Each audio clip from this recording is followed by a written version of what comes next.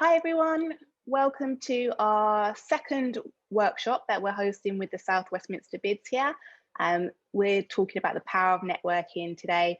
My name is Diane, I'm Programs Manager at Enterprise Nation. I'll be introducing you to Rachel in a moment. I just wanted to introduce Enterprise Nation to you if you're new to our business support platform, and just give you a little bit more overview about the community. So we were launched in 2005. We're the UK's most active small business support network, and we're here to help entrepreneurs, solo entrepreneurs, start and grow their business. And we support small businesses through our community platform. So if you go through to enterprisenation.com, you'll see content, offers, training, lunch and learns, e-learning, of which Rachel has hosted a couple of our modules, connections to peers, and also advisors. Rachel Mallows is one of those. And we have sponsored campaigns. So we work with bigger companies to share with our small businesses what the startup and small business ecosystem looks like and how we can support each other. So we'll deliver national campaigns on female entrepreneurship, our Heads Up campaign, which is actually our local leader here, Rachel. She supports our entrepreneurs with their mental well-being, student startups with our Next Generation campaign, and sustainability with Planet with Purpose. We also love to hear from our small businesses to understand what they need, what they like to raise their hand for the support, the advice, and kind of the next step to scale their business. So we do quite a few surveys with our businesses through pop-up polls, through our email campaigns, just to see how can we support you better. And who is an Enterprise Nation member? So we work with small businesses and micro businesses, less than 10 employees typically. A majority of our members are only in business about 3 years, and they're looking to really grow their business from their spare room to bigger premises. So they might be small, but they're big on ambition, and they're looking to work with ecosystem players, advisors, their peers, to understand their needs and their aspirations to take their business to the next level. And some of the partners that we work with, similar to say the workshops that we're supporting the South Westminster Bids with, we offer business support. We've done the Amazon Small Business Accelerator. Rachel did one of our videos for that, actually, on networking. We run campaigns and competitions with Salesforce. We also support local authorities with grant programs. And we've run a really fun program recently with Uber, supporting their couriers and drivers to start their small businesses with e-learning, with boot camps, and then following through to a pitch day demo where they were pitching for their grant, which was £2,000. And then our winner had a £10,000 grant from Uber, which was really exciting. So part of these workshops are all part of our campaign Hello World, as now restrictions are starting to lift. We spoke to our small businesses to see what their plans for reopening look like. And they let us know that definitely they're making plans to move some of their business online while remaining some of offline, while remaining some of their revenue stream online. So we want to support them with omni-channel opportunities, be that for sales, be that for networking, be that for a customer experience journey. So that's part of some of the workshops that we've created for the South Westminster Bid these next 2 weeks. They've raised their hand for strategy and planning, and a couple of these workshops, we had one on Tuesday for e-commerce. We have another retail focused workshop the following Tuesday on how to support businesses do more online while still retaining a customer service experience offline. So take a look at the South Westminster virtual small business page. They've got the list of the workshops that are coming up in the next week. So I'm going to hand over to Rachel now. She's going to walk through the power of networking, how you can raise your game as an employee, an entrepreneur in small and large business. So I'll hand over to Rachel now. We will have time for Q&A. So you are able to pop a question in the chat as something pops into your head while Rachel's speaking, and we'll go ahead and have about 15-20 minutes of Q&A at the end. So I'll hand over to Rachel. Thanks, Rachel. Thanks for joining us. Not at all. Really, really good to be here, and I can't wait to get to meet everybody in due course. Because actually today is all about understanding, building and developing relationships networking, growing our business. So it'd be good to hear, perhaps you can think about really what you want to know about, and use the Q&A as an opportunity to ask those questions. If it's okay with everybody, I'm going to share my screen. So just bear with me. So hopefully everybody can see that. So, you know, quite a lot about me. I think in terms of today and actually thinking about networking, I have run my own business for 40 years this year. Obviously, I started when I was, 5 years old. I've been involved in a number of different networking groups in that time, and have run 5 of them. I'm very excited and to be part of Enterprise Nation Local Leaders, which is a networking group. But I've been a director of the local Chamber of Commerce, but also I'm currently involved in and run a networking group called Made in Northamptonshire, which is for food and drink producers. And we've just opened a retail outlet. So we'll come on to some more to do with that. But I'm currently chair of something called Food from England, which supports England's regional food groups, who then support over 40,000 either independent food shops across the country and producers. So the philosophy around this is that I have a really strong belief that we actually can grow if we collaborate. So the critical thing is that we view networking in a way that it is actually something that should become second nature to us. And why? I think that's around seeing it as an opportunity to demonstrate your own brand identity. So that's what we're going to be doing in the next kind of half an hour or so. I'll be talking a bit about brand, what networking is and isn't, looking at online and offline networking situations, and about us authentically presenting who we are and what we're doing. So, as I'm sure you know, there are some amazing networking groups around, some really brilliant people who are great at networking. And as I say that, you've probably got in mind people that seem to effortlessly promote their organisation in a positive and constructive way online. Those people, when we were face-to-face, shaking hands and meeting new people who know exactly what to say and what to do. But actually, I think if you're new to networking, it's good to understand that everybody starts with a slight feeling of apprehension. So it's something that does take a little bit of thought, and that's why it's great to see you here today. So thank you for joining us. Networking then. The action or process of interacting with others to exchange information and develop professional contacts. So that seems quite straightforward, doesn't it?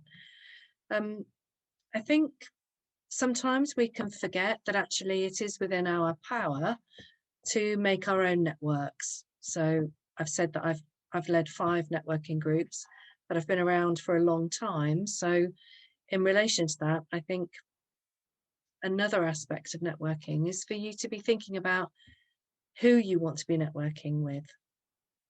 And of course, that pertains to why you want to network. Do you want to raise your profile generally in terms of your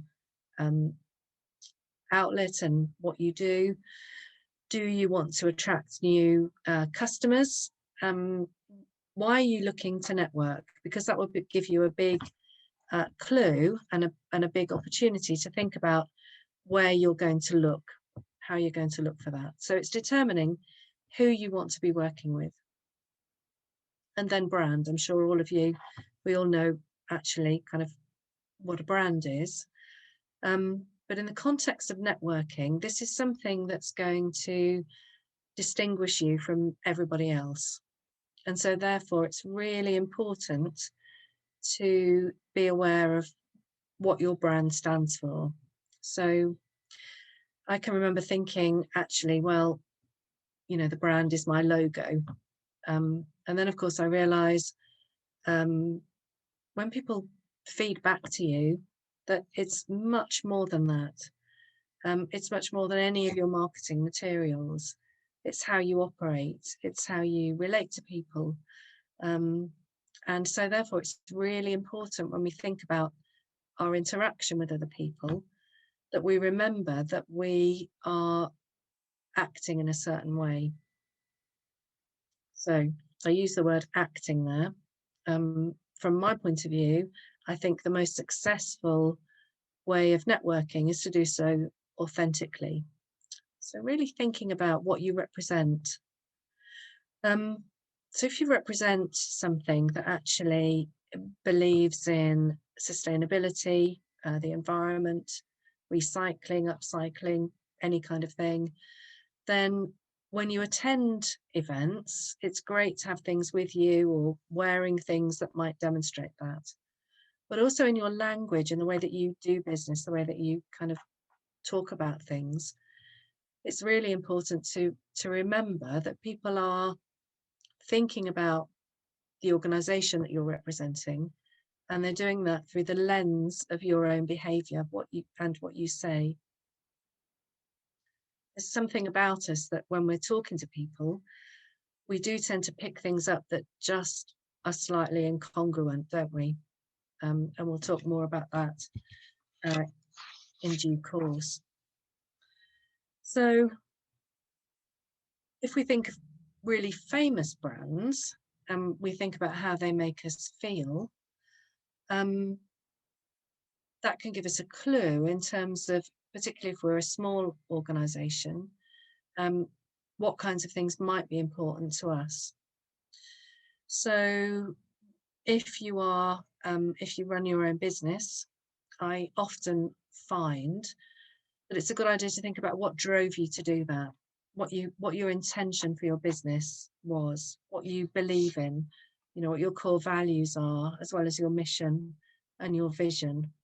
And then everything else comes from there. So a bit later, we'll talk about kind of multi and omni-channel marketing, because the whole thing needs to be coherent. But this is around thinking through what your brand represents and how you display that.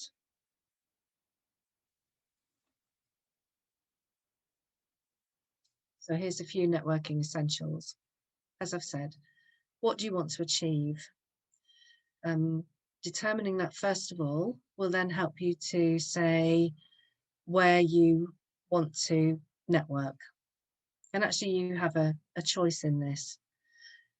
Sometimes when we start networking with a particular goal in mind, we have that, and I know because I have, I probably still do on occasion, that fear of missing out. So we think we need to go along to everything. It's often useful to think about it as a kind of exploratory task or project to find the best networking opportunities. You certainly don't need to be attending everything. And what happens if you get to know a few people who network a lot, they'll be a great source of the best places to go for certain kinds of support or information. And actually, I know groups of people, and I do this as well, that if there are lots of networking things, then perhaps somebody from a group of colleagues or work friends that you've got, somebody may go and then feed back the key things to everybody else. I know you can read, so I'll just pick out a couple of other things from here. The other key thing around networking is that it isn't all about taking something for ourselves. That's the great thing. Networking is actually building relationships. So with my local leader groups, for example, over a period of the past year or so, we've got to know each other pretty well. And that getting to know each other, and when somebody needs help with something, offering to help or providing a referral route can be really, really valuable to then making a decision about where you then spend your money. So, for example, as I say, in the local leader group, we've had a photographer who's attended every session.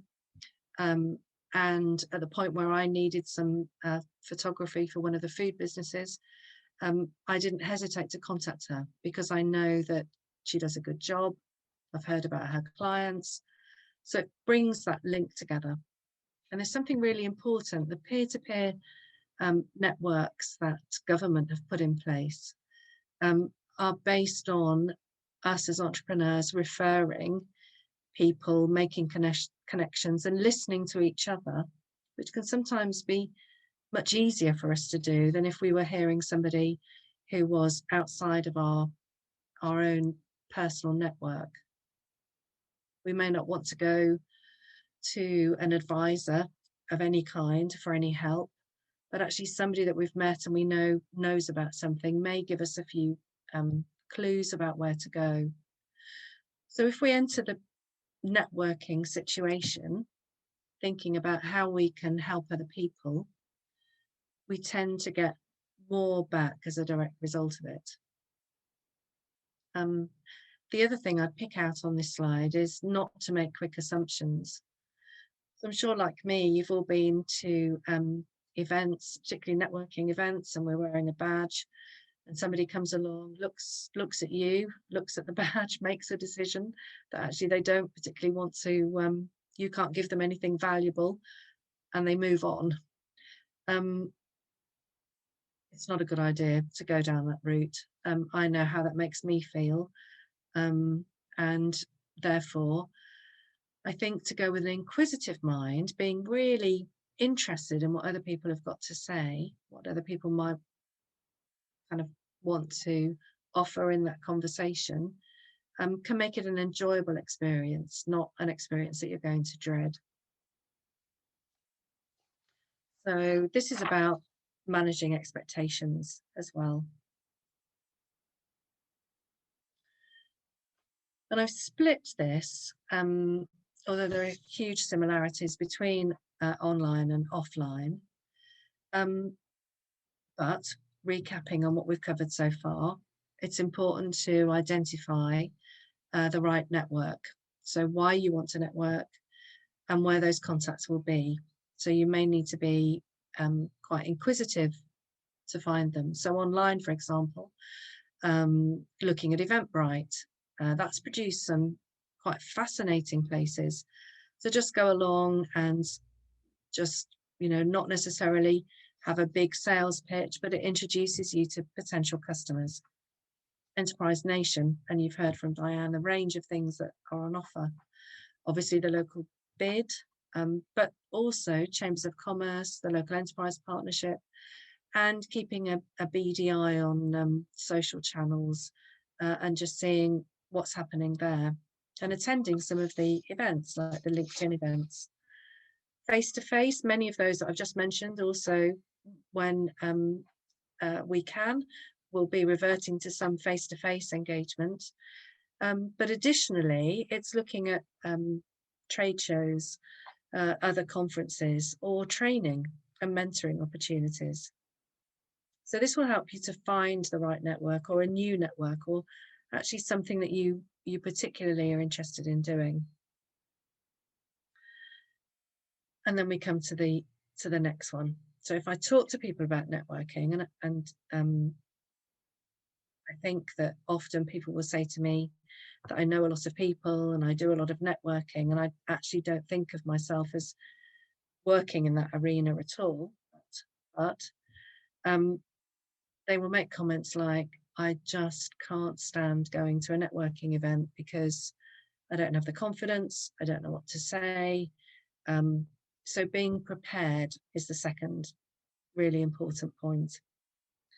And being prepared means not just talking to people, but actually thinking through what you want to do.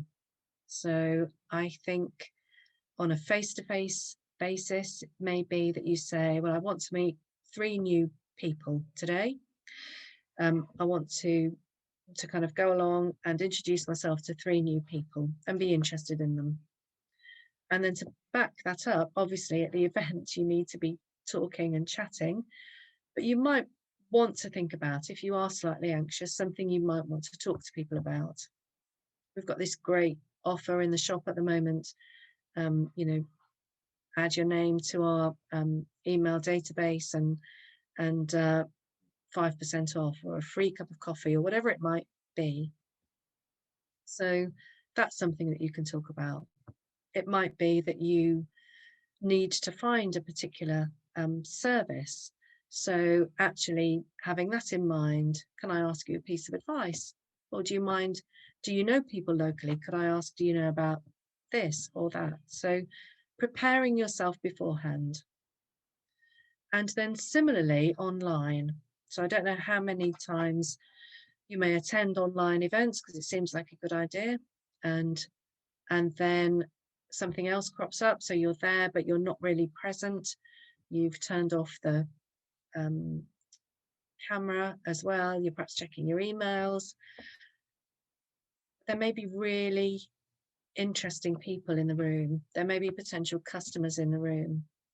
And so having something, and some people prepare something in advance and cut and paste a link to a website, an introduction, something there that may provide details that other people can follow up.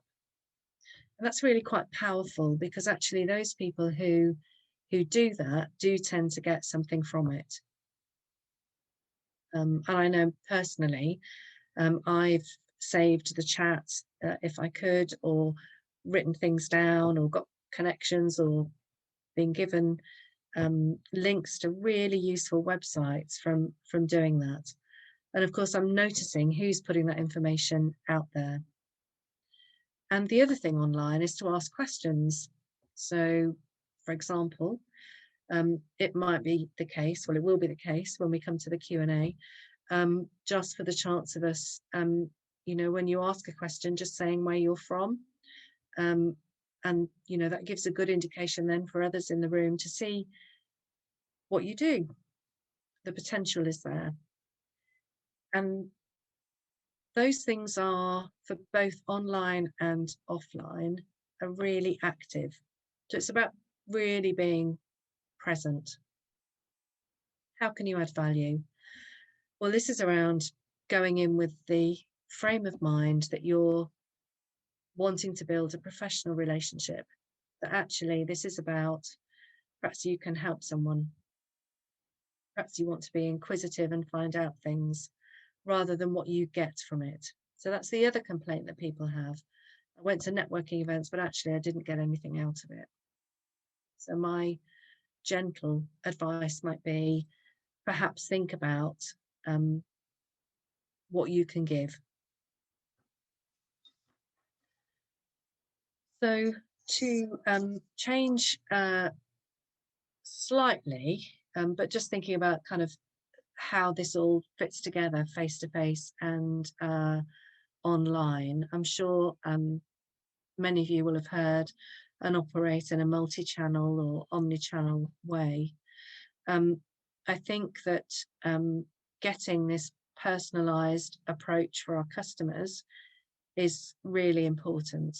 So the omni-channel marketing should be cohesive.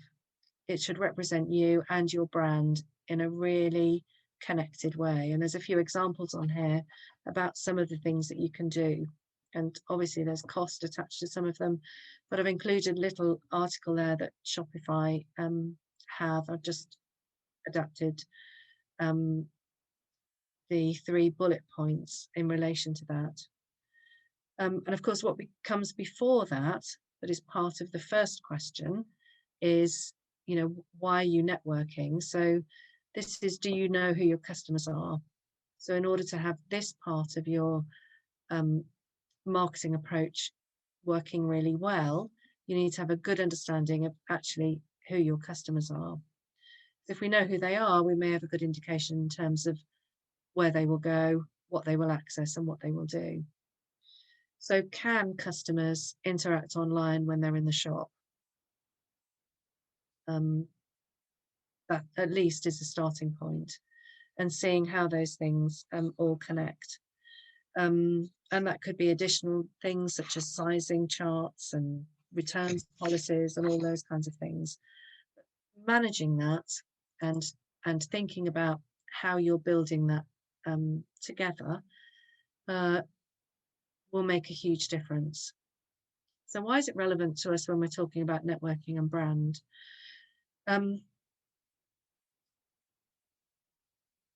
Based on feedback that I've had, one of the most difficult things is to ensure that actually what you've got is something that's really straightforward for your customer, that really makes sense to them, that they can understand why you're doing certain things, and that the styles fit, that everything that you're doing fits to that. So therefore, a slick online presence and grumpy shop staff, it doesn't quite fit. And equally, the other way around, clunky systems that fail. But I'm sure, like all of us, you've had experiences of that. What we're looking for when we're thinking about our brand and networking in this kind of context is to ensure that you are providing that connection between your brick and mortar base and enabling people to access your goods. And so everything from your Instagram and your Facebook posts all the way through should have that voice that really represents your own voice or your corporate voice or your business voice. So I know that won't necessarily be relevant for everybody, but networking and brand is quite a big topic. So how do we do it? I think that, as I've said, it is about building that relationship. It's about that first part of that conversation. And often online, we can be put into separate breakout rooms. And if we are reflective, if we're perhaps quieter than somebody else, we can feel that our voice may not get across as quickly. The questions to think about in relation to this is that online gives us the opportunity to put things in the chat function. I've got no idea whether any of you have done that or not, because Diane said at the beginning for me not to be looking at that while I'm speaking. But the questions I'd ask you are you proud of what you're doing and where you are at the moment? Do you have that understanding of your brand? Do you know what you want to get out of networking? And I'm going to assume that the answer to those three questions is yes. So therefore, that makes it much easier for you to express that in the chat function, to talk about yourself in that way, and also to contribute. I think the face-to-face networking, where many people are quite anxious about what to say, I think that it's often the first bit of the conversation. And that can be, hi, hello, I'm Rachel. So for the purposes of this, I'll use an aspect of what I do. I'm Rachel, I run Made in Northamptonshire, and we have a retail outlet, and we're doing more sales of food and drink across Northamptonshire for our local producers. So I'm not going to ask you to do this, but if you were to give feedback on that, how does that sound? Perhaps not very slick. Does it sound authentic? Practicing and thinking about those things is quite important. Then people will say to me, well, actually, I can't network because when I walk in a room, everyone's with somebody else and I don't know anybody. So that can often seem to be the case, but usually there are one or two people who are standing alone. So if you're alone, that's a good place to start. We can, when we just give our name, then move on to actually finding out about the other person. And of course, that's the nature of how networking works best. This ability for us to ask questions of each other, to be interested in other people. to try, if we can, to remember names. That always works really well. And if we can't remember the name, not to use the wrong name, obviously. And then to, once we feel confident, to move people around. Move around so you're meeting new people, talking to new people. So I wonder what else can go wrong. The other thing is that you see people, somebody looks over and smiles, you walk across, they're in a group, and it becomes quite clear actually nobody's particularly interested. They're in the midst of a deep conversation. So I think that we intuitively know. So, you know, we may stand there for a little while, but then feel comfortable to move and chat to somebody else. And the reason that I'm raising these things, which I know seem really obvious, is because actually these are the issues, certainly and even in the past year, that people have said stop them from networking to move their business forward. So I think it's just worth mentioning. So I'm sorry if you're all expert networkers, and I'm going to find that out in a couple of minutes when we all come back together and talk to each other. I think the critical thing is to be normal and be human. So if your natural style is to be warm and friendly, to be warm and friendly, to be who you are, to be supportive of others, because you probably won't be the only person who's you. So what shouldn't we do? So I think from that point of view, as I've mentioned, don't think you've got to go to every networking group, because the important thing is that when you are powerfully networking, it's much better to be identifying the group that you want to network with. Don't just turn up, be engaged and engaging with others, but obviously don't overpromise in terms of what you can deliver. Often you find there are people there that are really brilliant, so they may know you do something in particular, and they may then introduce you to someone else that could be a potential client or really useful contact. A few don'ts. So what should you do? And the communication bubble is a bit of a key here. And also thinking about enjoying yourself, because that shows. Networking is about doing business, of course it is, but it's also about getting information, contacts, referrals, supporting one another as we go through and come out of lockdown. Because actually what we're wanting to do is to increase business. So if we increase business for our place, our shop, our outlet, our business, then we're going to do so for those that are near us and next to us.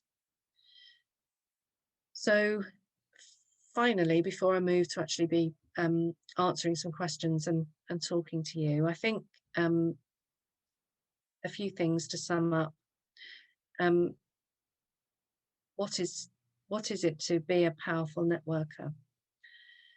I think it's to be yourself, to be able to represent your organisation, your brand, who you are, and to have in mind that wish to engage with others in order to collaboratively build us back into better than where we were before.